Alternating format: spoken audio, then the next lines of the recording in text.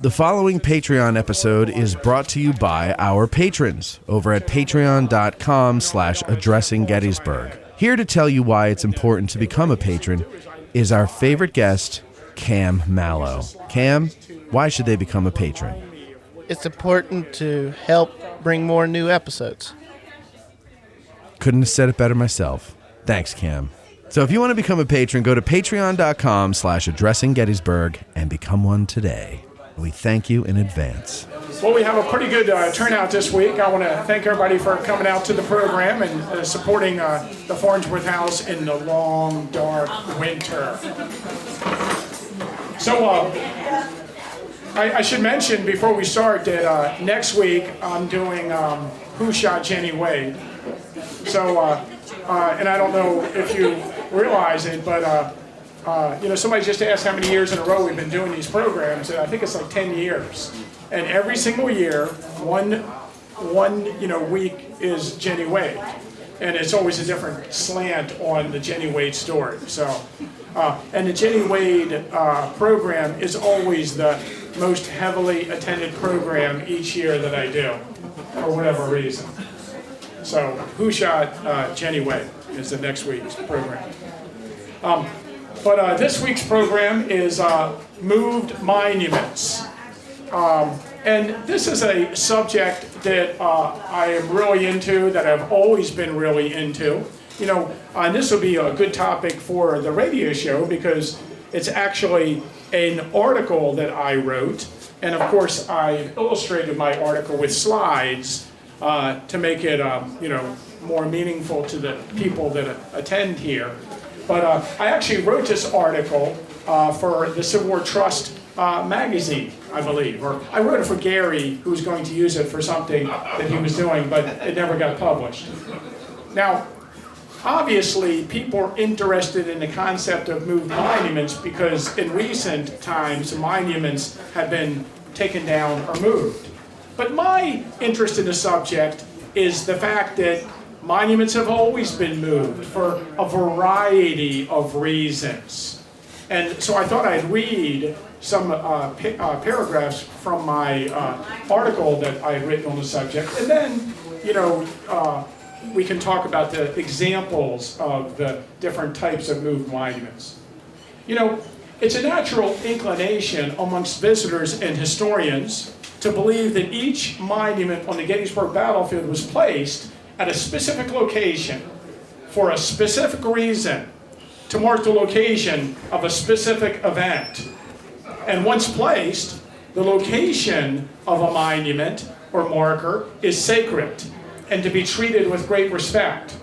So it might come to some surprise to learn that dozens of monuments on the battlefield have been moved from their original positions, completely replaced by another monument, or altered greatly in their appearance. Over the years, there's been a variety of reasons for monuments being moved, some of which are very reasonable explanations, and some are difficult to understand. The following reasons and descriptions of monuments moving, I didn't really mean this to be a complete accounting for moved monuments, but just a general discussion for monuments that are moved and the reasons why monuments have been moved over the years.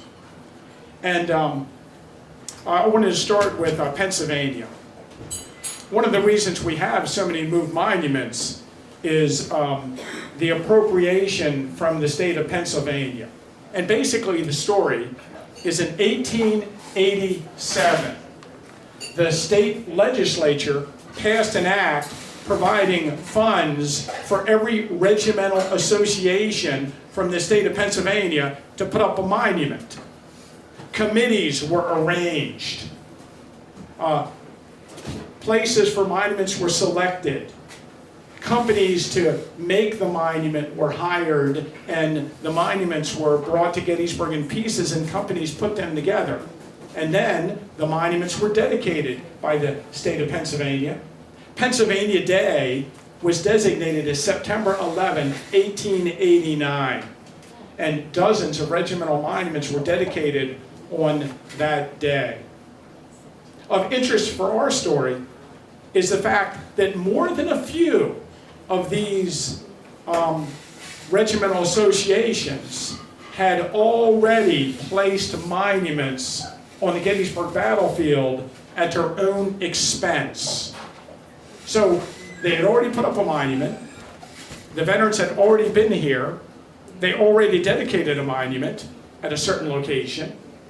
And so then they had to decide what to do with the money that was given to them by the state to put up a monument. Some of these associations use the state appropriation to just improve or enhance their existing monument. For instance, the veterans of the 23rd Pennsylvania, the 114th Pennsylvania, and the 155th Pennsylvania had all erected monuments in 1886. All three of these units took the opportunity to add a statue of a soldier on top of their original monument. And all three of these units, at some point during the war, wore the distinctive Zouave uniform and had that monument, had that statue placed on top of their monument. And now, those monuments are some of the more interesting looking monuments on the field. So here's a monument of the 155th Pennsylvania monument, the original, on Little Round Top. And you might know where that is, on the north end of Little Round Top. And they took the opportunity with the state appropriation to put a statue on it. Statue to the 155th. And of course they're from Allegheny County. And that's the Keystone Zouave. It's interesting, the Keystone Zouave, that of course, this monument was just repaired in the last few years. And that area had been wooded for a long time. And if I remember, it first got damaged when a tree fell on it. You know what I wonder about sometimes? How come when a tree limb falls on a monument, it's vandalism, and when a soccer mom with a minivan runs into a monument, that's not vandalism? These things bother me. They call a tree vandalism? No, I just tease them. Trees do vandalize more monuments. Their monuments are damaged by trees than any other cause on there, especially on Culp's Hill.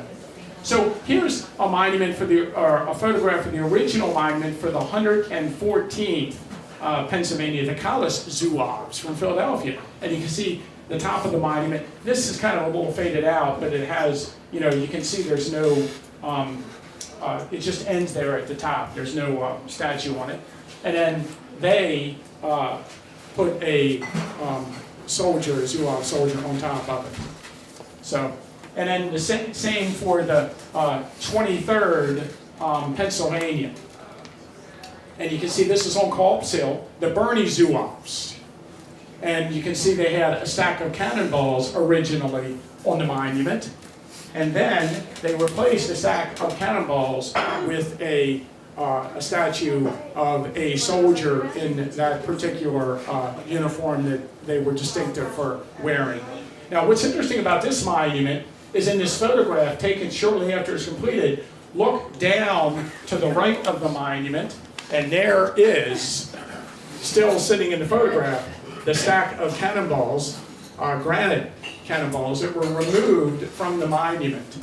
And one of my friends, Mike Warricker, a few years ago, he was in the barn out by the Cobine farm, and the barn still has the granite cannonballs that were part of the 23rd Pennsylvania monument in storage, which I think is fascinating. So there are some, let's call them altered monuments. Okay. Other regimental associations used the money from the state to replace their monument with a more substantial marker. And then they moved the original smaller monument to a secondary location at a different site on the battlefield. This is very complicated because their monuments were placed at a location, they were dedicated, and then a few years later, they dedicated a new monument at the site, and then they put up the other one, they put it at a different location. So if you look on Little Round Top, in these older photographs, you'll see very distinctive the 91st Pennsylvania Monument, which was placed, I believe, in 1883.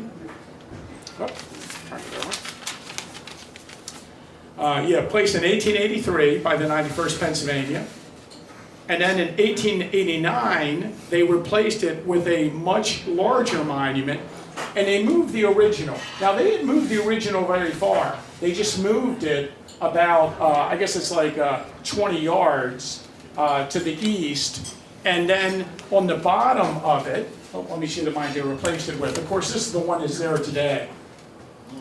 But if you go there today to this site, walk around in front of that monument on the rock, you can clearly see the place in the stone where they've removed the original monument. It's still, the base of it is still there. You can see where it used to be. And then when they moved the original monument back to the spot where Hazlitt's battery sits, they actually placed an inscription on that monument mentioning that Charles Hazlitt was killed at this spot. So they added, when they moved the monument, they added a small inscription onto it, which I think is fascinating. The 27th Pennsylvania Monument, let's see where, they put up a monument on East Cemetery Hill in 1884. And then this actually marked their position for July 2nd and 3rd. And it made sense because East Cemetery Hill was where the veterans were having reunions and where the encampments were going on, and the GBMA owned that property. And then when they got their appropriation from the state, they put a new monument at that spot in 1889, and then they moved the original monument north of town out to Coster Avenue. And of course, here is the original 27th Pennsylvania Monument. It was on East Cemetery Hill. Today is out on Coster Avenue, where they were involved in the first day's fighting. And then this is the monument that sits at that spot on East Cemetery Hill today, the more substantial monument that marks their second and third day position. Okay, so another example. And, I'm not going to show you all the examples I have this because I have a lot of examples. And again, I'm not trying to be, have a complete list, just some examples so you see what I'm talking about. This is the original 99th Pennsylvania Monument at Devil's Den. And when they got their appropriation, this was placed here in 1886 at Devil's Den. Pretty early for Devil's Den. 124th New York, I think, is 1884 at Devil's Den. In 1889, they replaced this monument with a much more significant monument and then moved this statue to the angle. So it's right behind the angle on Cemetery Ridge. And of course, they put up this monument in 1889. I got to tell you, when I'm going around the battlefield as a tour guide, time and time again, people say, "Look at that. That's a new monument, isn't it? That's not an old monument." I think they're very crafty in their design. People really like that, and it startles them that that was put there in 1889. But you can go just across Hancock Avenue from the angle is the monument to the third day position of the 99th Pennsylvania. Do you know in the movie Gettysburg, where Joshua Chamberlain's a little round top and a courier comes up and says, "We're going to move your unit to a nice quiet spot in the center of the Union line"? And that's not true. The 20th Maine were sent to the rear and they were not in the Union Center on July 3rd. But the 99th Pennsylvania was moved to the Union Center on July 3rd. Along with the 4th Maine, they have a monument there, 3rd Maine. The Knapp's Battery. This monument was originally on the summit of Culp's Hill where the tower is. And in 1889, they put another monument at this site, and they moved this one over to Powers Hill. And, you know, I got to tell you, it's one of the least visited monuments on the battlefield. Not like a lot of people, you know, park and walk all the way to the top of Powers Hill. Although I recommend it, it's a lot of fun. Rigby's battery's up there, too. And this is the monument they replaced it with. And again, originally this monument was where the Culp's Hill Tower is. And then when they built the tower in 1895, they moved this monument off to the side of the hill, more on the other side of where the parking area now is. The 149th Pennsylvania had a monument at the Mcpherson barn. And this is the original monument at the Mcpherson barn. See, do I have anything interesting to say? I guess not for this one. But this was, you can see behind the monument is the Mcpherson barn. What I do think is interesting, on the bottom stone, it says 149th Regiment PA Vols. And then it says July 1st, 1863. And they moved this one, they replaced this with a more substantial marker in 1889, and you can see the monument, the bucktail on it. And then they moved the other one to Cemetery Ridge. And it's kind of across Hancock Avenue from the U.S. Regular Monument. But you know, this one now says on it July 3rd, 1863. And you know, I've looked at it before, and I'm really curious. Did they fill that in and recarve it, or is that a different base? I don't know if I know the answer to that. But this monument used to be on the First Stage Battlefield, and now it's on Cemetery Ridge. That brings up a question, and these are the kind of things I think about, you know, in the middle of the night. Which monument on the battlefield has been relocated the farthest? One position to another.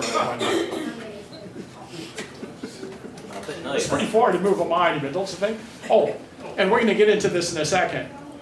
How do you move a monument? Yeah, there you go. You have to take it apart and put it back together. Okay? And that's going to cause problems, believe it or not. So one of the more extraordinary photographs we have talking about this subject, the Pennsylvania State Legislature appropriations, is this picture. On the right is the original monument to the 121st Pennsylvania on Reynolds Avenue. You see the seminary in the background. And then, and I didn't write down the date that was placed there, maybe 1886. And then they got to appropriation, they put up a new monument, but they moved the 121st, the original monument, to Cemetery Ridge, near the angle. But here's a photograph before that one's moved, while the other one's still under construction. So you can see them side by side. One interesting thing I noticed is the same company's doing both, and they usually didn't move the original until they built the other one, so they're usually built beside them, and if you look hard enough, you can usually find the base or the spot where the first one used to sit, because they're not sitting on the exact spot, usually, of the other monument. But that's just a great photograph. And then here's where the original 121st Pennsylvania monument is, along Hancock Avenue. So, let's see what else I have. Here's the 106th Pennsylvania. This is, of course, in the Philadelphia Brigade. This is their original monument, which sat near the clump of trees. They got their appropriation. I think I have another visual of it so you can see where it is exactly. See, it's one of the first monuments around the clump of trees. You see it there. And when they got to appropriation, they replaced it with another monument, which I think is kind of, I like the monument because it's the one with the three drums on top of it that represent the Corps insignia for the 2nd Army Corps. I like when they creatively put the Corps insignia on the monuments. And then the original 106 was moved out to the Gadori farm to mark the advance of their charge on July 2nd. And you can see in this image, it just must have been moved out around that time. You can see the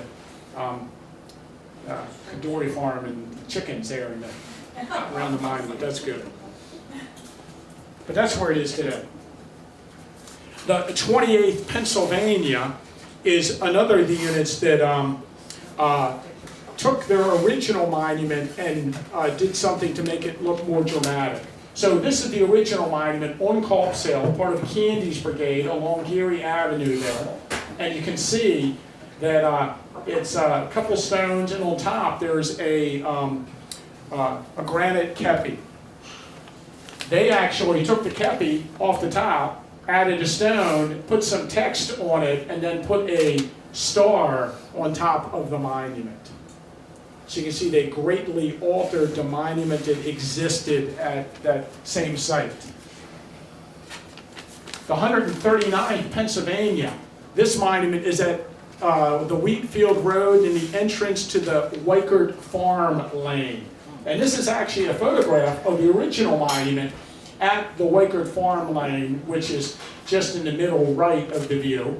And in the background, you can see the wheat field with the 27th Connecticut in the middle of the field, 2nd Delaware, you can see back there. And then there's that house that was not there at the time of the battle, was built later. It's the George W. Weichert, or George W. Trossel house off the top of my head. I'm sure, yeah, George Trossel.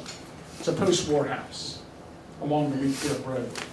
But they replaced their original monument when it got to appropriation with a more substantial monument. And then they took that monument at the Weichert Farm Lane and they moved it out to the peach orchard.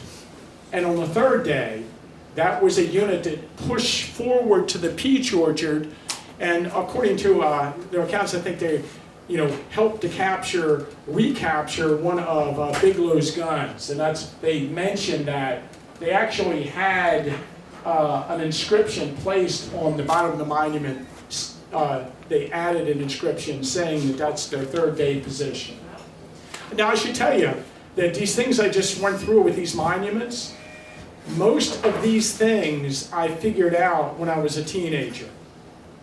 When I was a teenager and I didn't live far away and I rode to Gettysburg instead of going to school, I spent a lot of time on the battlefield. And I had books. I had like Pennsylvania, Gettysburg, and I collected postcards and stereo cards. And I rode around the battlefield, and all I did was look at monuments. And yeah, I used when I was in high school, I knew where every monument on the battlefield was and the name of every monument. And I was a little nerdy, but I spent a lot of time doing this. And so this isn't something like I've spent time recently doing. And so I've forgotten much more than I ever knew about this topic. But some of these photographs, of course, I didn't have access to at the time that I have access to now. But I should tell you, also when I was in high school, I just got out of high school, down in Westminster, Maryland, in this antique store, this guy had 180 glass plate negatives that he had bought from somebody, and they were Gettysburg Battlefield Monument negatives. And they were by a local photographer named Henry Stewart. And so I lived near an old farmhouse, had lots of junk in it, an old beat up, broken down farmhouse. And so I knew the guy owned it, and I took a whole bunch of junk to this guy's antique store, and I traded him for these negatives. So I still have these. Well, actually I've done them to the Historical Society, but I still have a lot of 1888 negatives. And the thing about 1888 negatives that behooved me in this particular topic is it's 1 year, before they replace all these monuments and move all these monuments. So I had all these photographs of all these monuments, and they were all in the wrong place. And this did confuse me as a kid. But again, this is what I was really into. So the 98th Pennsylvania monument was originally placed at the Althoff House. We call it the Althoff House because it's in a different spot than the Weichert House, and it was built after the war by a guy named Althoff. But this is at the end of the John Weichert Farm Lane, and that's the house that stands there today. And this monument was placed right in front of that house. And then they got their appropriation from the state. and they built a more substantial monument, but that more substantial monument is in a different location. So in this photograph, which I took for you guys this morning, it was such a nice morning, I thought I'd go and take some photographs. And in the foreground of this image is where the 98th Pennsylvania monument was original. And the replacement monument did not replace at the same spot. It's across, you see it way out there near the edge of the trees on the other side of the Wakert Farm on top of a large rock. And then they moved the original monument from the Wakert Farm lane to the slopes of Little Round Top, where this unit actually was positioned on the second day of the battle when Crawford's division, along with part of, this is Nevin's brigade, made their attack on July 2nd. And the other monument marched their third day position, actually. Now, of course, we're talking about Nevin's brigade. I know I only throw these things out for people who are really nerds and interested in that particular thing. But the Wakert Farm lane is fascinating for this discussion with all the different move monuments. One of my favorite examples here, let me see where I have this here. Okay. One of the most interesting examples is this 93rd Pennsylvania thing. That, you know, they're the Lebanon County unit. The original monument was placed on a rock along the Wakert Farm lane in 1884. And it was actually a time capsule under this monument, according to the article. At the time, an inscription was added to the rock below. Do you see the inscription? Saying 3rd Brigade, 3rd Division, 6th Corps, July 2nd and 3rd, 1863. When the veterans received their appropriation from the state, they got a much more substantial monument, and they moved this monument. I guess they moved the time capsule too, I don't know. It seemed kind of awkward to dig up the time capsule that had been planted. It was supposed to be opened, you know, years later. They moved it up along, what would that be, Sedgwick Avenue, across the street from John Sedgwick's equestrian statue, on, you know, what we refer to as Munchauer's Knoll. But there was a problem. The new monument was much, much bigger than the old monument, and they had to cut the rock to make the monument fit on it. So they cut off the inscriptions for 3rd Brigade, 3rd Division, 6th Corps. But they left on the bottom of the rock, and you guys can't see it in this image, but it does say July 2nd and 3rd, 1863 below the rock. Now, one day, I was out there, and I got to tell you, this area around this monument was heavily wooded. You go out there today to the Wakert Farm lane, and this area is all opened up. And this story I'm going to tell you seems obvious. But this area is wooded, and there's lots of bushes around, and you couldn't really see everything the way you can clearly now. And I took Gary out there because my friend Gary Edelman was writing a book, an article for Gettysburg magazine about Nevin's brigade. And I was explaining to him this story about how they had to cut the rock in half. And then, for some reason, we looked under some bushes near the monument, and they just threw the pieces of the rock on the ground with the inscription on them. And so the rock, as it was removed, and you can see there's the monument in the background up in the top left, and you can see on these rocks, these are the rocks that made up part of, you know, that larger rock, and you can find the 3rd Brigade, 3rd Division, just written on the rocks, and they're still sitting there. They are very heavy, and I wouldn't want to be the one that would have to move them, let me tell you that. Okay. I just think that's an awesome story. Another reason that they moved monuments over the years is the fact that when the monument was placed, the GBMA, the Gettysburg Battlefield Memorial Association, or the National Park Service, did not own the property where the unit fought. at first they didn't own all the land where the battle was fought. So they put up monuments on the land that they owned or along a road that they had access to. So in 1879, the GBMA did not own the wheat field.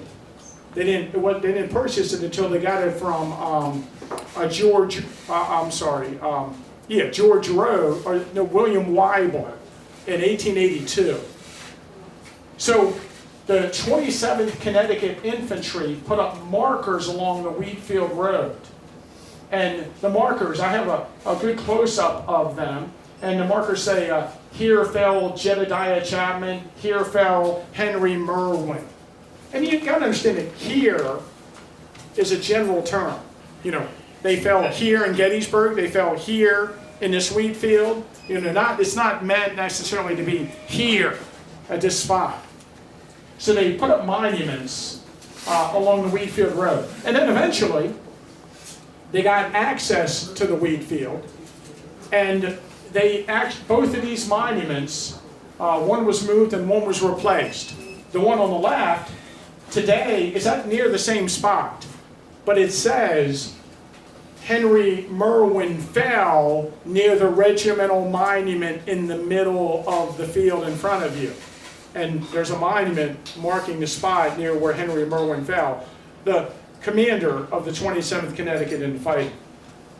The other monument on the right, Jedediah Chapman's monument, here fell Jedediah Chapman, that monument was actually picked up, taken out of the ground, moved to the other side of the wheat field, and today is at the spot near where Jedediah Chapman fell. And Fred Hawthorne pointed this out to me one day.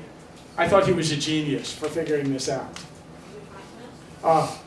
There are other monuments on the battlefield prior to this. There was a monument near the spot where Colonel Charles Frederick Taylor fell that I'm going to talk about in a minute. There was a monument for Strong Vincent fell here. But those monuments are not the original ones today. And he came with the thought that this is the little monument to Jedediah Chapman on the south end of the wheat field is the oldest monument on the Gettysburg battlefield outside the National Cemetery. I thought, wow, that's really good.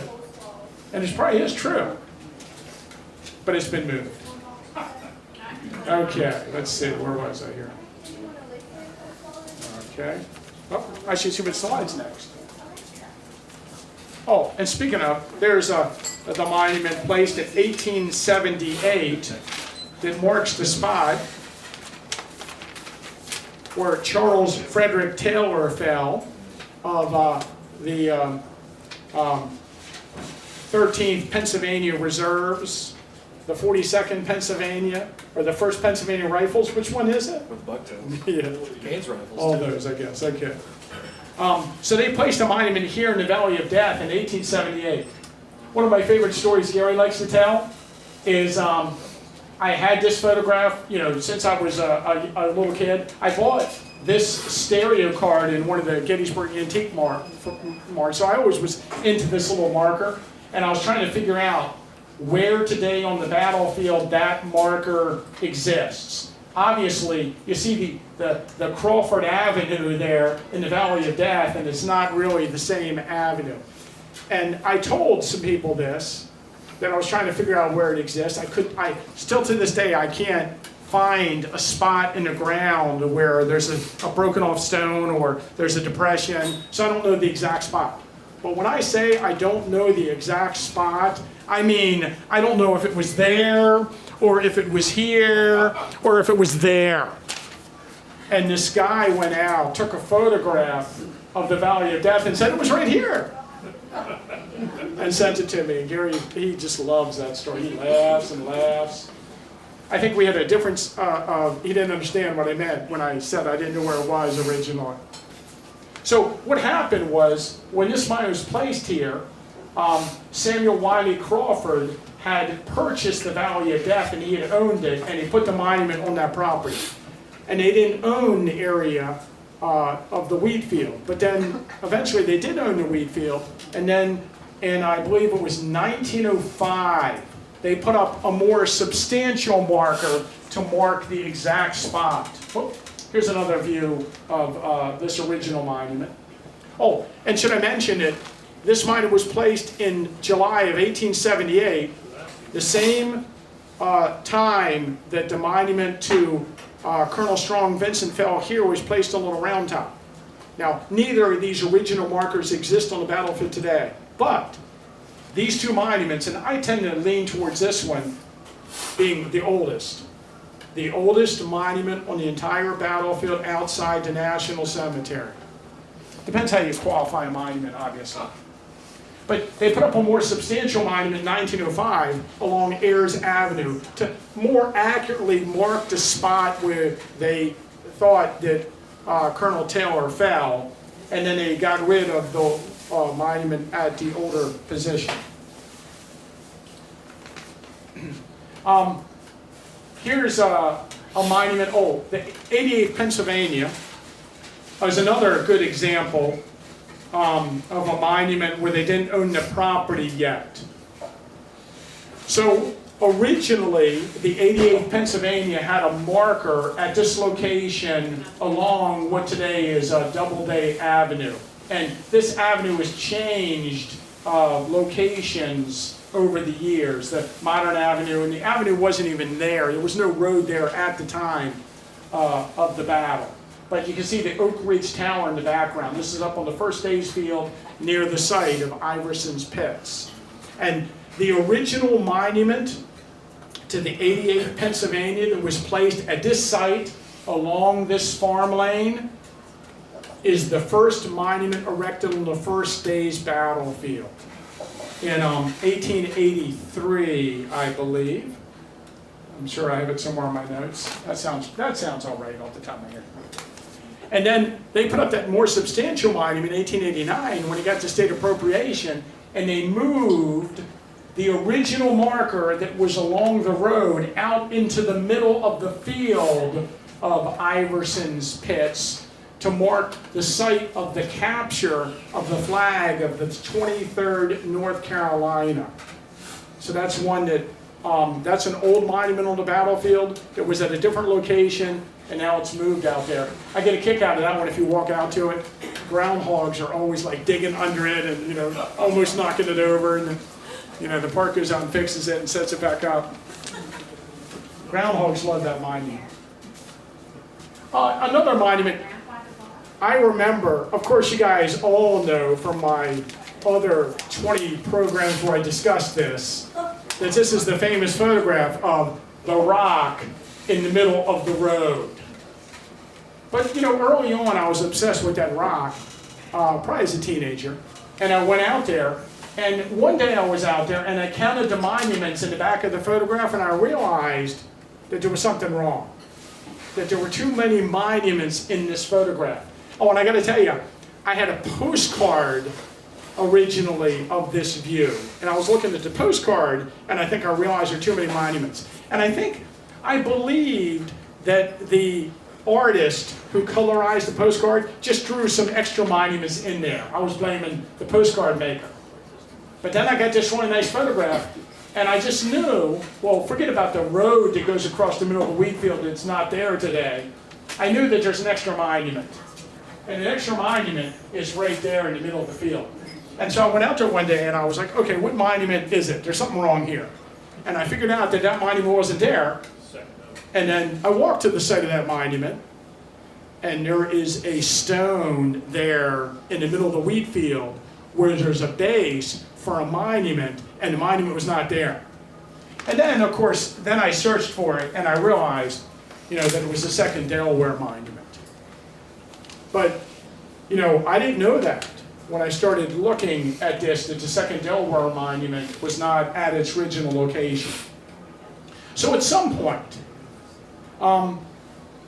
there was this rule that the GBMA came up with, and it was that the monument should be placed along their brigade line with the other monuments that were a part of that brigade. It was not always enforced, but occasionally you do see it enforced. And that photograph I just showed you was 1898. And I actually did some writing on this monument. I did a program where I talked about it, and I don't even remember the date off the top of my head. I think it's like 1903 that the Second Delaware Monument was moved up onto Brook Avenue alongside of the other regimental monuments from that particular brigade, John Rutter Brooks Brigade, the 4th Brigade of the 1st Division of the 2nd Army Corps, right? And so here's a monument that was moved because it needed to be in line with the other monuments of that brigade, which, you know, is interesting. The 147th New York complained bitterly about this in a lot of their post-war writings. But again, they suffered. The 147th New York did not really fight in line of battle with the other regiments of their brigade. But they had two things going against them. The site where they fought was not owned by the GBMA or the War Department. It wasn't owned until much, much more recently. So they couldn't put the monument at the spot where they fought because it was privately owned. And secondly, they had to put their monument in the line of the other brigade, you know, regiments. And so they were forced to put their monument at a site where they never fought. And if you read a little bit about them, you'll see where the veterans that even complain about that. They blame John Batchelder. I like John Batchelder, actually. I don't like Sickles, remember. But I like John Batchelder. You gotta like historians. Here's really interesting, and as far as I know, I was the first person to ever point this out to people. There's this photograph, it's a Mumford photograph from, I think from like 1888. And it shows, if you look way off to the right, it shows the monument for the 14th Indiana, part of Carroll's brigade of the 2nd Army Corps that assisted in the fighting on East Cemetery Hill, down at Wainwright Avenue at the base of East Cemetery Hill. Look, and you can see it down there. And I don't know how long it was there, but they made them move the monument, and they moved it up to the top of the hill. And it's set where the monument to Cooper's battery now exists. And this is something that happened to quite a few regimental organizations on the battlefield. They put up their monument, and they put it right in the lunettes that they charged through on the evening of July 2nd when they were sent over to support you know, the units on East Cemetery Hill. But then Cooper's battery put up a monument, and the members of Cooper's battery said, you know what, we wanted our monument right there. And this is interesting, where one unit says they want the other unit's monument moved because that's where we were going to put our monument. So they made the 14th Indiana, you know, that they made them move that monument. And you know, the GBMA didn't agree to this kind of thing a lot. There's many instances where they should have moved the monument, it didn't. But they said, okay, they'll move it. But look how big that monument is. They already moved it once from the bottom of the hill up to the top of the hill. They had to take it apart and put it back together. And one thing I wanted to mention to you, here you see the clover on top, and then on this stone it says 14th Indiana Infantry. And on the side of it, they have their list of engagements. So they took it apart, put it back together, and they put it back together wrong. They turned the center stone. And today it's out there, and it's obvious that the clover's there, then it says 14th Indiana on that side, and that, you know, they just put it back together wrong. And guess what? This isn't the only time this happened. I'm going to show you another example of that. Oh, I don't know what I have next. Now, their flank markers are still down at the bottom of the hill. Oh, their flank markers are at the bottom of the hill. Yeah. Yeah, and I guess that marked kind of their advanced, you know, their advanced position when they made their charge. So that's what they're trying to indicate. But I don't, you know, maybe some other people have seen that. I've never seen reasoning when, never seen them, you know, how long that mine was down the bottom of the hill or when it was moved in any of the literature that I've seen. Also, here on Culp's Hill, you see the 7th Ohio Monument. And we're just talking about it, but behind it is a monument to the 23rd Pennsylvania in its original position. I just showed you where they took the stack of cannonballs off and put a statue on top of it, but also that monument set at the site where the 137th New York monument is today. So they moved that monument. The 137th New York said, hey, that's exactly where we were going to put our monument. Come on, you really? You just can't put it in a different location? So anyway, they made them move that. Actually, Shaler's Brigade's monuments of the 6th Army Corps that came in reserve, their monuments are positioned along the right side as you ride up the, was that Geary Avenue, instead of the left side, because they came in support of the units who were on the right side. So maybe again, they were trying to put them in their brigade line, although they allowed the 122nd New York to put their monument next to the 149th. Long story. I don't think, you know, obviously the GBMA is trying to deal with these, the battlefield and the monuments. And one of the things the GBMA had trouble with is that everybody wanted to put their monument at the angle. And then, of course, the 15th Massachusetts, the 19th Massachusetts, and the 20th Massachusetts monuments were originally placed near the clump of trees. Everybody wanted their monuments to be at the most important spot, or the farthest point of their advance. And so these 3 Massachusetts monuments were placed there near the clump of trees. And these 3 monuments had to be moved. And so they were moved along their regimental line eventually. You know, what's interesting is that I have a couple photographs here I showed you. In the 20th Massachusetts monument, the Roxbury pudding stone is not arrived yet. You see the base of the monument is there? It must have taken a while for it to arrive and be placed on this base because we have quite a number of photographs where it's missing, it's not there yet. But all 3 of these monuments were moved.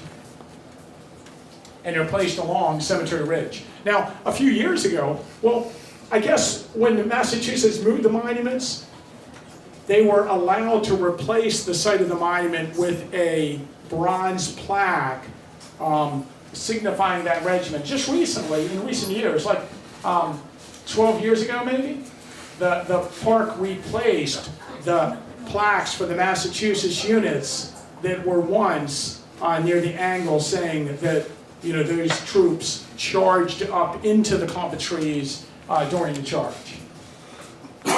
Okay, well, let's stop there for a moment. We have to take our break, and we have to have our raffle. Oh, I always pick a time when Andy isn't here. Oh, you got the tickets? And then we'll take a small break, our halfway point, and then we'll come back to our topic.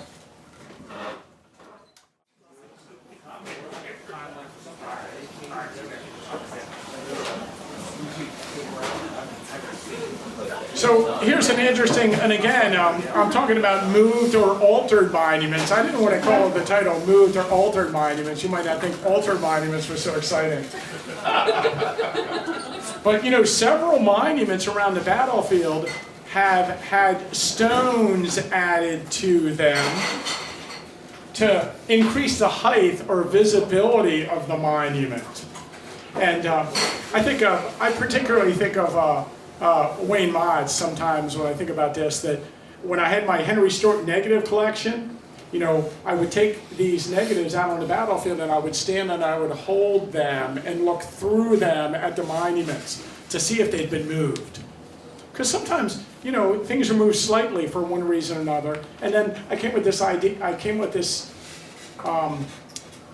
this perspective of how they were adding stones. Now, here's the original monument to the 12th New Jersey. Also, you might see that originally they had a board on a tree. Do Do you think they count as monuments, boards, or were once attached to trees? I'll bring that up later. But this is the Buck and Ball Regiment. I always think that's very interesting. You know, sometimes I point out to people on the tour. You see on top of the monument, they had they didn't fire a rifled bullet. They fired a 69 caliber ball, but that wasn't enough. They put 3 little pieces of buckshot in with the ball. So when the 69 caliber bullet ripped your arm off, you got an extra little "how do you do" from New Jersey. That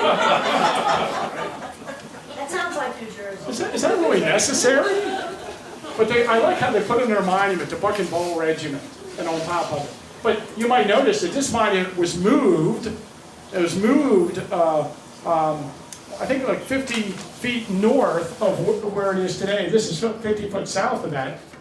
And when they moved it, you see they put a stone in the middle of it, raised it up a little bit, and they put the relief on one of the stones showing that they attacked the Bliss farmhouse.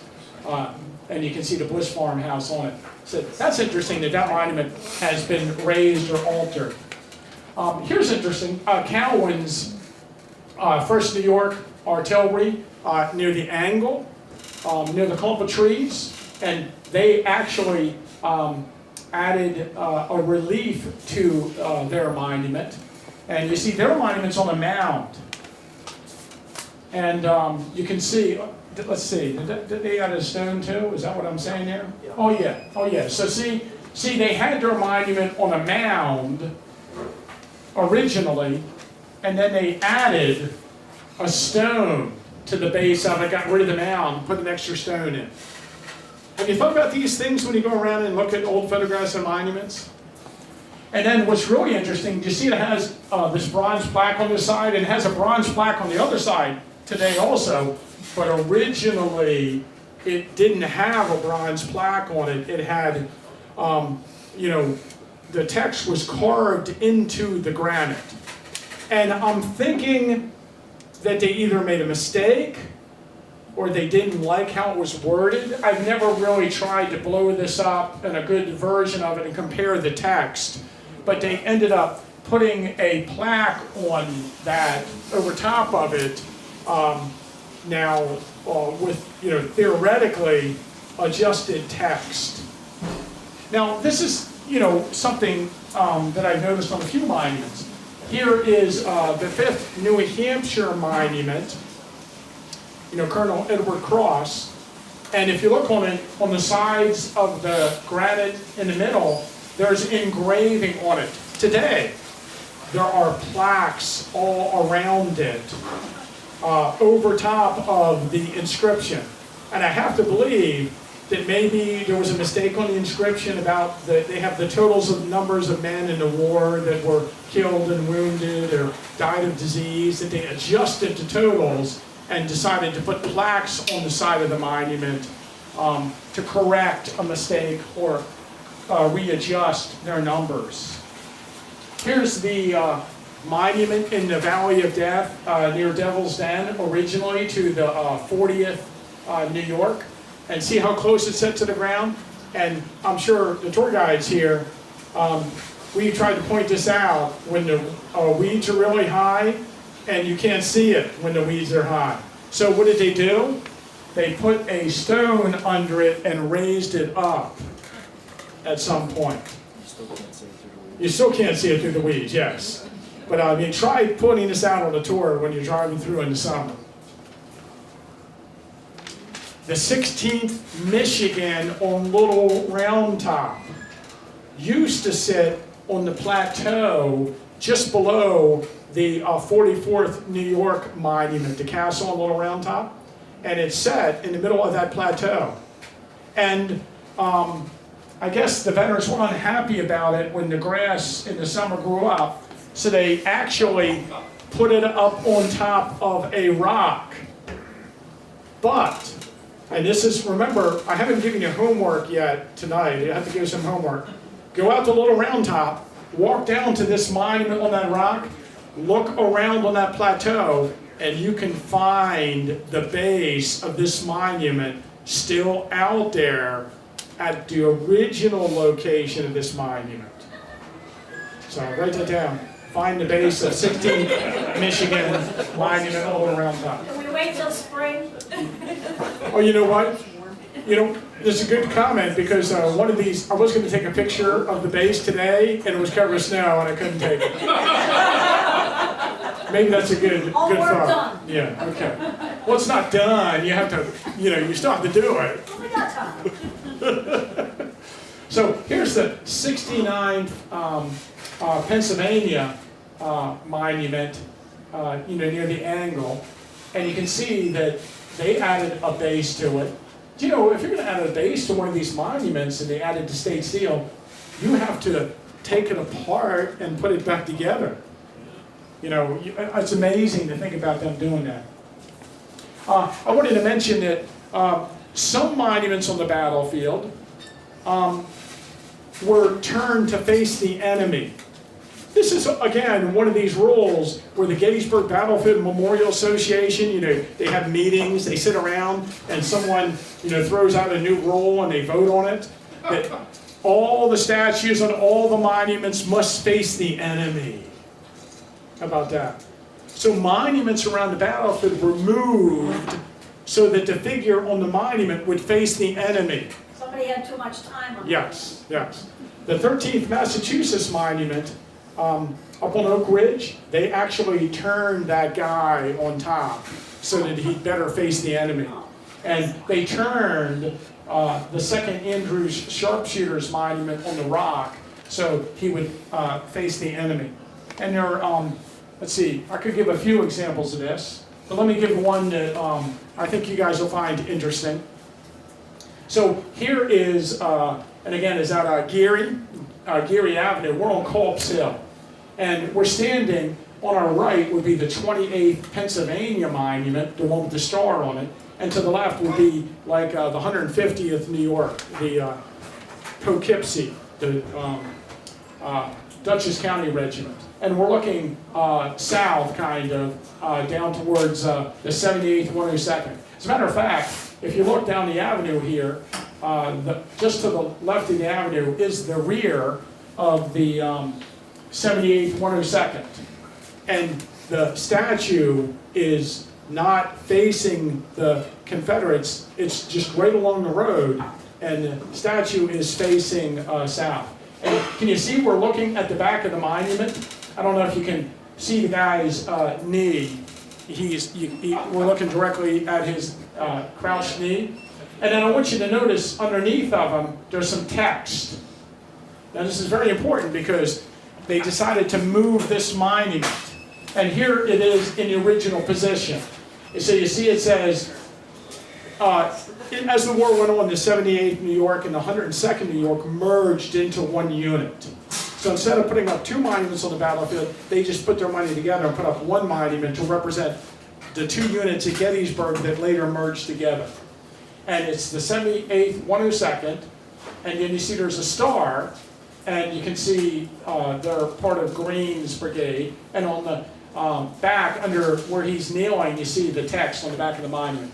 So they took the monument apart, you have to take the monument apart, and then they turned the monument to face the enemy, and then they put it back together, but they spun the center stone around when they put it back together.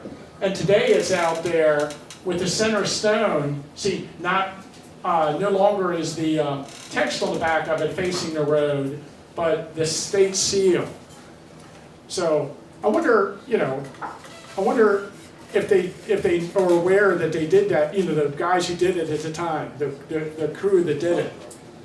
And again, I should mention that at this point, we're talking about the GBMA doing this, and so they probably hire some guys from town to do this. And it's fascinating. Tim, was that also moved because it got hit by a big tree? Why do you say it got hit by a tree? Yeah, there we go. Danny and everything. No, it actually got hit by a tree after it got moved and spun around. But 1896, it got hit by a tree and damaged, and that's the cap was broken a little bit. And then it was vandalized. It actually was vandalized also. And I remember that happening, so I'm going to say it was vandalized in 88, 86. So, and the musket was broken. But you can see now, today, they've actually done a really good job fixing it and working on the granite. Now, flank markers are moved. We talked about a little bit, you mentioned flank markers before. To the right and left ends of the line of battle. And there are various reasons they move flank markers. So the 120th New York, who's along Sickles Avenue there, they originally had their flank markers making it appear as they were in a supporting position to the units that were along the Emmitsburg Road. So if the Emmitsburg Road's out in front, their right flank marker was over here and their left flank marker was over there. So they, in actuality, in the battle, when Barksdale's brigade swept through the peach orchard and broke through the line, this unit turned south to face Barksdale's brigade in their attack.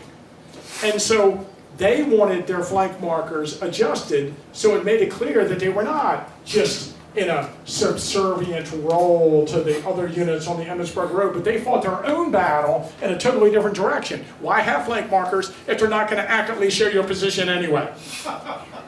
But I don't know exactly how it happened, but instead of moving both flank markers, somebody got the idea it would be easier to just move one of them. So they moved the right flank marker out into the field, and today if you go out there, the left flank marker is here, and the right flank marker is over here, and it makes it look like they're facing north when they were actually facing south. And I'm just guessing. I don't think there's any written account that says this, but I think it was just easier to move one flank marker than both of them. But I don't know if that made the veterans happier. And of course, we have moved monuments because there's construction projects. You know, Reynolds Avenue was placed in across the GBMA only purchased like a 30-foot wide swath, put Reynolds Avenue through it north of the Chambersburg Pike, and they had to cross over the railroad. And at the time that they were laying out the battlefield in this avenue, the railroad tracks were just being laid and he put a bridge in. Well, that bridge was not very high, and eventually they had to replace the railroad bridge with a more substantial bridge in the 1930s. And when they did that, the monuments were in the way, and they moved the 6th Wisconsin, the 95th New York, the 14th Brooklyn, the 3rd Indiana, and the 147th New York monuments. All those monuments had to be moved to have a new bridge over the railroad. So that's an interesting reason when you have to move monuments because of construction. Also, some of these avenues were placed in the 1890s, 1880s and 90s. And there were horse and buggies riding around the battlefield. And there were hairpin turns on the battlefield. And they had to straighten out these turns when we had automobiles. So in this case, I think it was in 1939, 1940, Reynolds, actually in this picture, Stone Avenue and Meredith came together at a hairpin turn. So they sort of straightened out that hairpin, instead of having a hairpin turn, they have a gradual turn in the road today. And when they did that, they moved the monuments for the 95th New York, the John Burns' statue, which was placed there in 1903, and also the 14th Brooklyn's monument. And, you know, placed in 1903, it's got a pretty substantial base to the John Burns monument.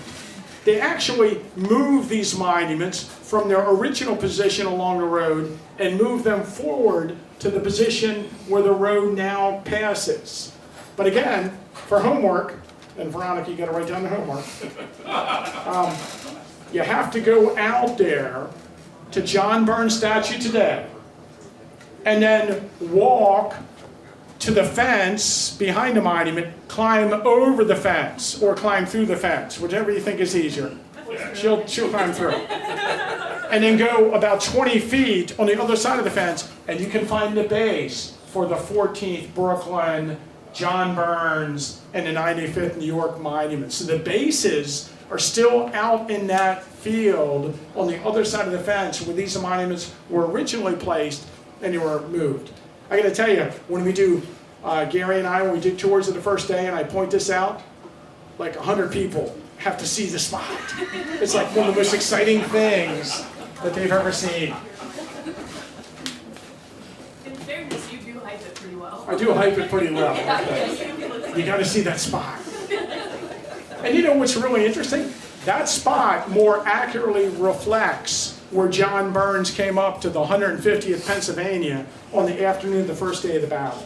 Not by much, but it does more accurately reflect that. So the 73rd Ohio was placed on the Tonytown Road along the wall of the Soldiers National Cemetery. But at some point, they widened the Tonytown Road. And that monument was in the way. So that monument got moved around into the annex of the Soldiers National Cemetery. And again, on my list, this is what I call moved for construction. Let's see. Okay, let's see, which other ones do I have here? 14th Brooklyn, 73rd Ohio. Okay. Well, you know, sometimes you got to be careful when you talk about this or you know, think about this subject. Not too long ago, I had somebody come to me and say, wow, the monuments for the 13th Massachusetts and the 94th New York have been moved. Those monuments, or is it the 104th New York? The 104th New York. They've been moved. They used to be on the other side of the road, and now they're inside the road when you ride around from Oak Ridge down to the Mumsburg Road. But no, the road has been moved. The monuments haven't been moved. The road goes out and around those monuments now, where it used to not do that.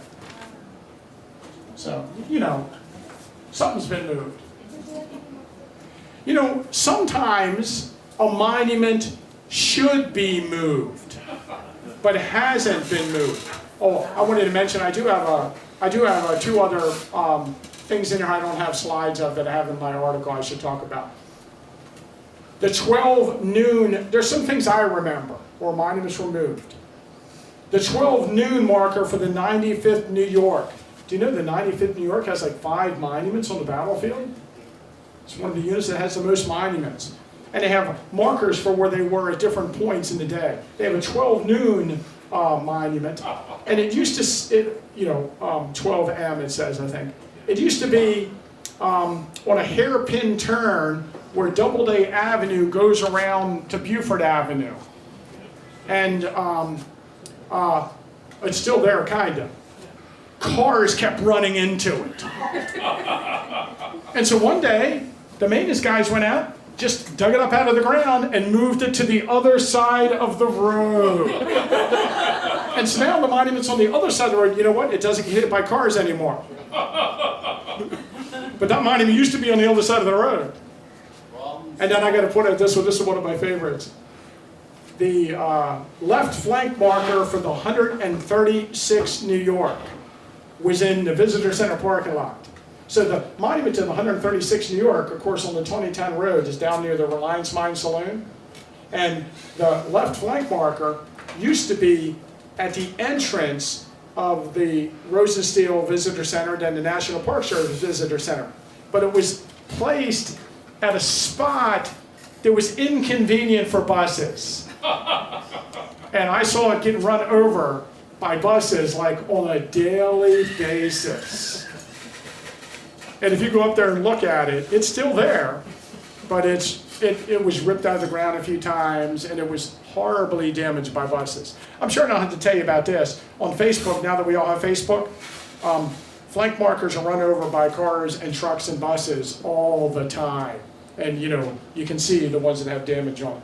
I just wanted to mention that. There's monuments they should have moved and they didn't move. The 28th Massachusetts really caused a bunch of problems at the Stony Hill near the wheat field where they fought on July 2nd. They put up this monument in like 1885, and it's obviously in a spot where that unit did not fight.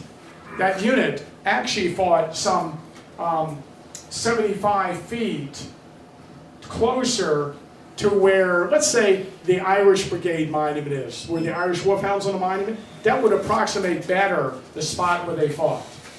But the GBMA decided not to move the monument.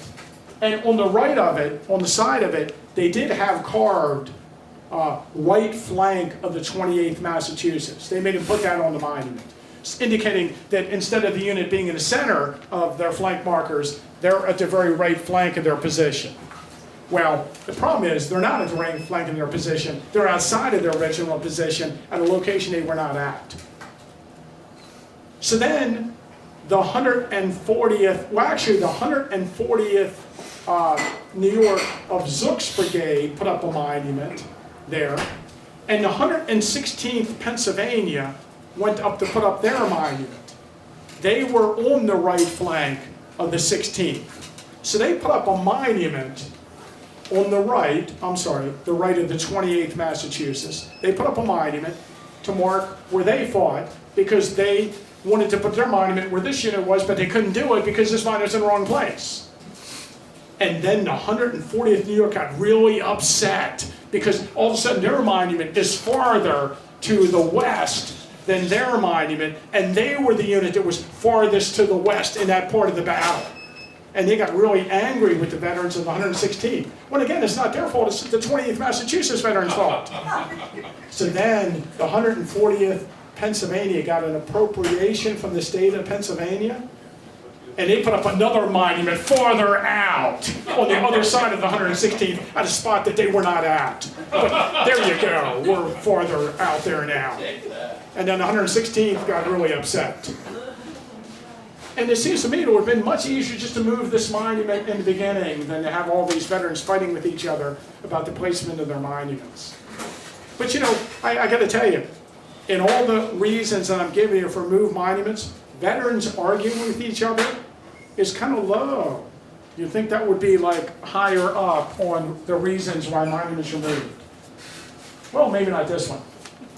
Here is the 5th Maine monument. And this is the one, I went out there specifically this morning to take a photograph of the site where this monument used to be. Because it's on a rock, and you can still see that rock with the marks on it, but it was covered with snow, and I couldn't get a picture. This monument, again, is part of the 6th Army Corps, and today, if you go out there, this monument is across from John Sedgwick's equestrian statue.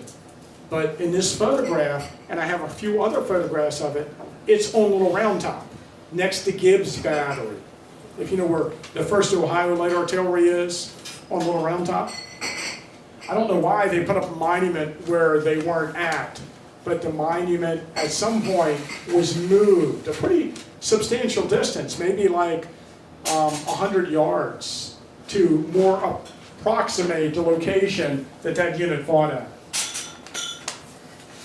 Here's another monument that should have been moved. I think it was in 1882, off the top of my head. This shaft was placed to mark the spot where Samuel Kosciuszko, or Kosciuszko, or Kurtz, depending on what you're, to where, people argue about what his middle name is, actually, but where he fell, Samuel Zook. And they placed it on a rock along the Wheatfield Road. But again, they placed it at a time where the Wheatfield was not owned by the GBMA. And then later they got it, and we have a much better idea of where Zook fell. But I guess they liked the monument being along the road. It got a lot of attention along the road, and so they left it at the spot they placed it and didn't move it out to the location of where he actually fell. And here's an interesting example of a monument that probably should have been moved. The road system on the early battlefield on Culp's Hill, you actually rode up Culp's Hill, you went around a hairpin turn, you went in front of Culp's Hill, you went around the 66 Ohio, came back across the front of the hill, and you entered the top of the hill where the tower is in front of this monument. And when you rode up the Culp's Hill, it must have been very dramatic. How you got there and boom, right in front of you was George Sears Green, pointing to the spot where the Southern Army was trying to break through the Union lines. But that road had some hairpin turns on it.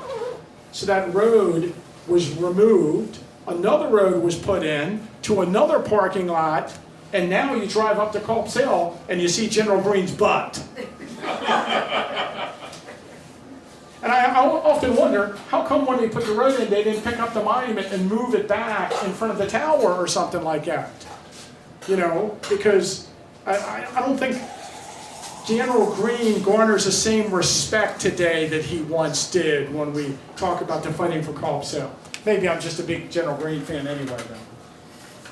There's other things that are kind of unusual, and this, towards the end here, I just have some odds and ends.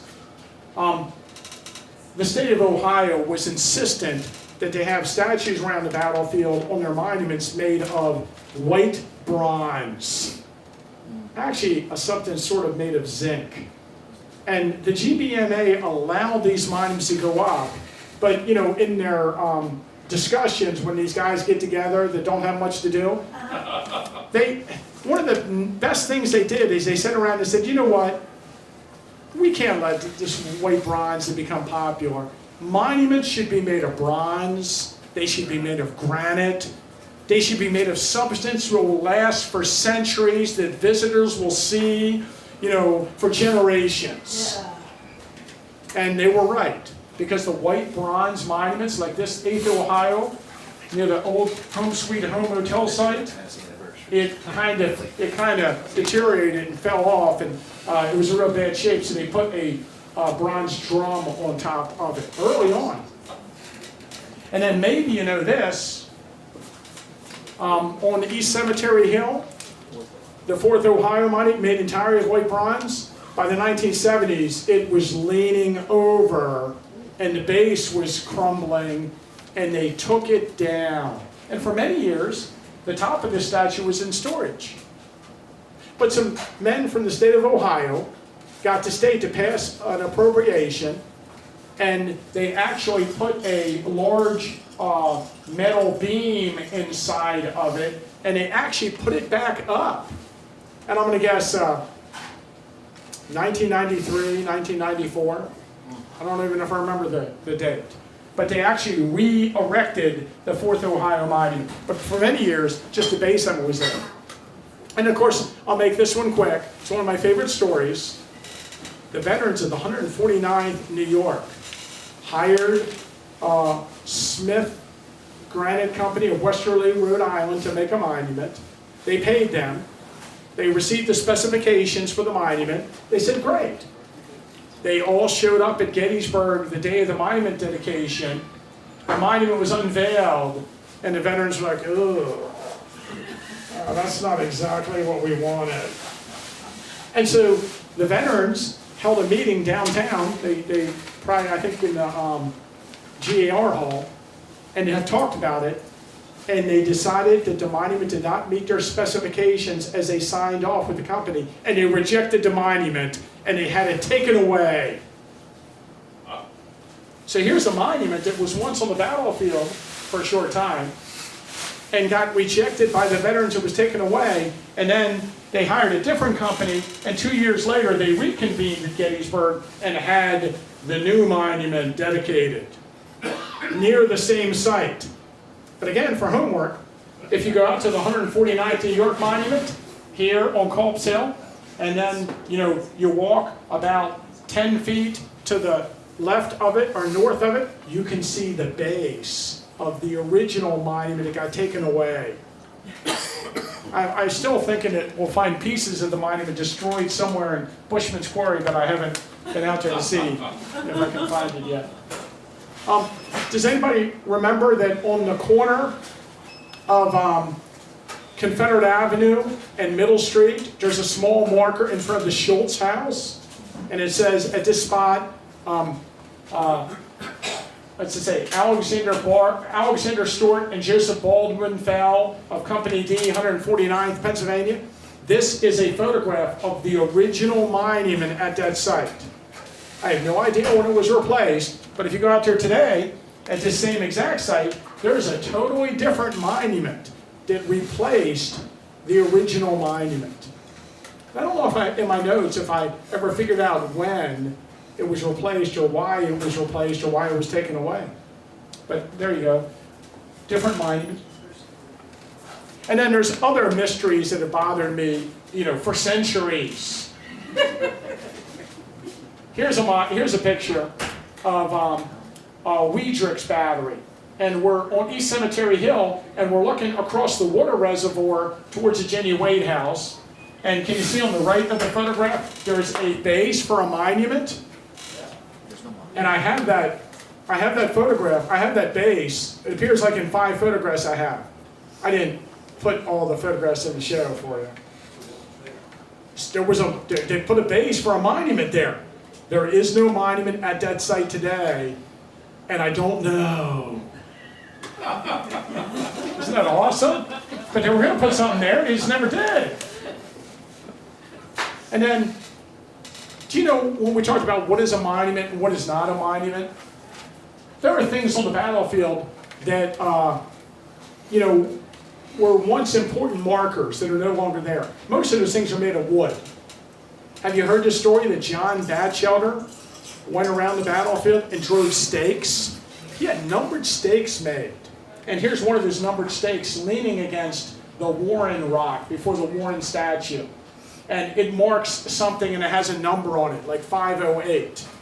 And every time he would get together with veterans, they would tell him things like, Colonel so-and-so was killed at this spot. He would drive a stake and write in the book, number 508, spot where so-and-so was killed. Or right flank of this unit. And we know he kept this book. We know he had like 500 numbers. The Huntington Library in California has some notes that have numbers on them telling you what the numbers are. And there's numbers on the first day's battlefield along Oak Ridge. So we do have some of the numbers and what the numbers represent. But we don't know where these stakes were, and there's no map showing where the stakes were. And guess what? All the stakes rotted away, and they're not out there today. So all this knowledge of all these things John Batchelder marked is gone. Of course, he died in 1894 at the height of the commemoration of the battlefield, and just prior to it being taken over by the War Department. But don't you think that, man, we should have tried to keep his research alive at that time? And then, of course, you guys are all familiar with one of my favorite stories of how I discovered the rock Colonel John Wheeler fell here. How many rocks on the battlefield once had painted inscriptions on them?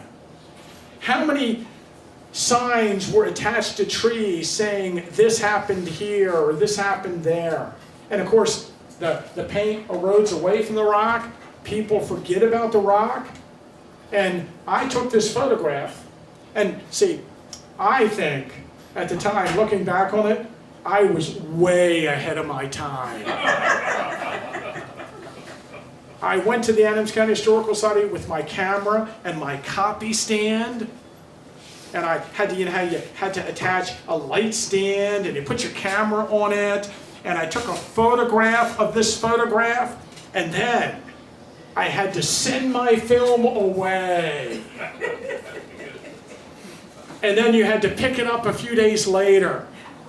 And then I could take the photograph out to the woods and look for this rock. And I found that rock. People have no appreciation for this today. They take a picture of something with their camera. They're like, why did you do it that way? But I just enjoy that so much. How many rocks like that were there on the battlefield that had painted inscriptions on them that we don't know about. And there's other ones that I could share as examples. And then how about all the metal plaques? Do you know that every Massachusetts regiment on the battlefield had a metal plaque showing their position? Every U.S. regular regiment and every U.S. regular battery had a metal plaque. That's like the 3rd United States Infantry or something like that. That's one of those U.S. regular plaques before they put up the markers.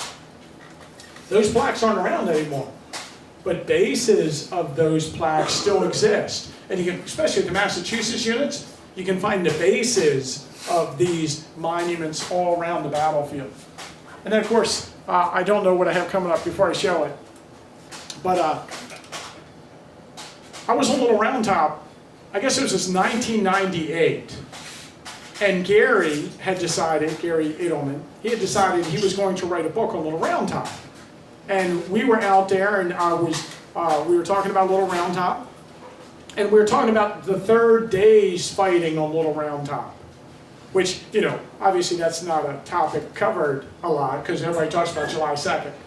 But I was talking about these accounts I had of the Massachusetts sharpshooters, or sharpshooters from Massachusetts that were on Little Round Top on July 3rd. I have a really good account from the 22nd Massachusetts and the 18th Massachusetts.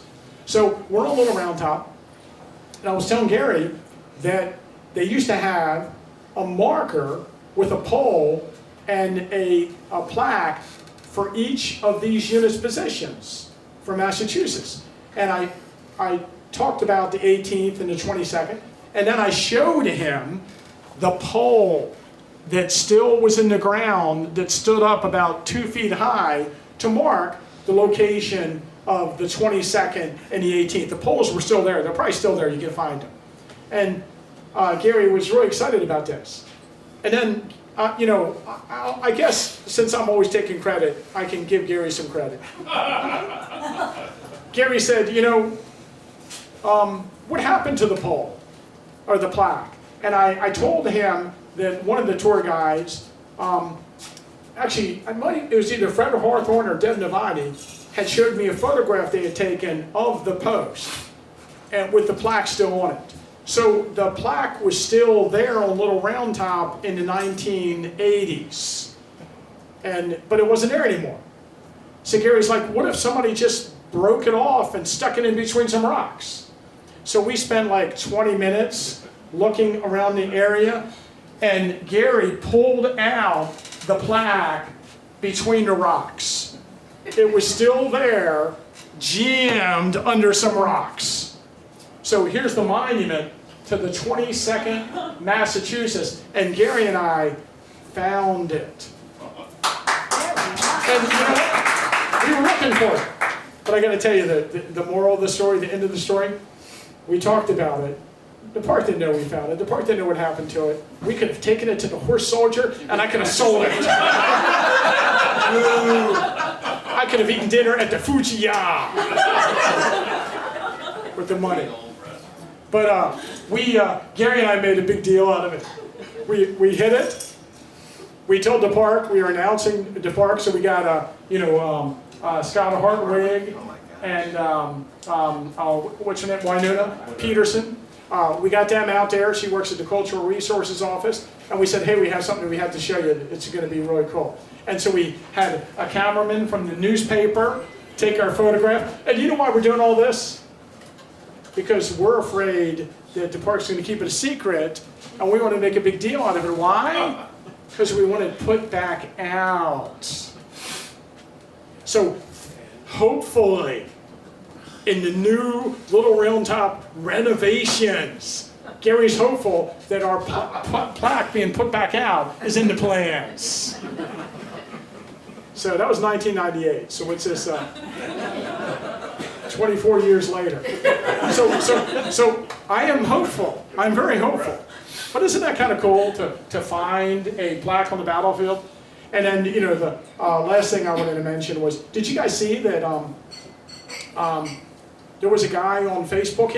I contacted him and he contacted me, but he had a magnet and for a hobby, have you ever seen these guys on like YouTube? He takes a rope and throws a magnet into a stream, and he pulls it through the stream, and the magnet grabs stuff. And he was at Morse Creek, at Sachs Bridge, and he threw it out in the stream off of the Millerstown Road and pulled up a plaque for Excelsior Field. The original plaque that was on the... So he found a plaque from the battlefield that somebody had vandalized and then dumped in the stream then. And I mean, you know, their plaques are probably still out there. The 18th, this is 22nd Massachusetts. So the 18th Massachusetts, probably vandalized a long time ago, is still out there.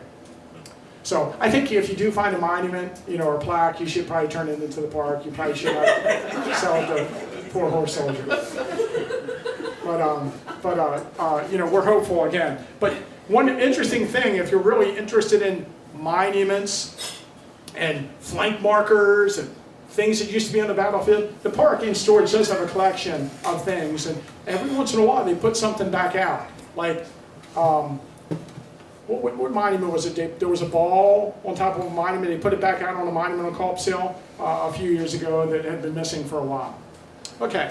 Well, I thank everybody for coming to the program tonight. If you have any questions, you can come up and ask me questions after. Okay. Remember, Jenny Wade next week. And just in case you didn't catch it during the recording, No worries. Question for you. That second Maryland.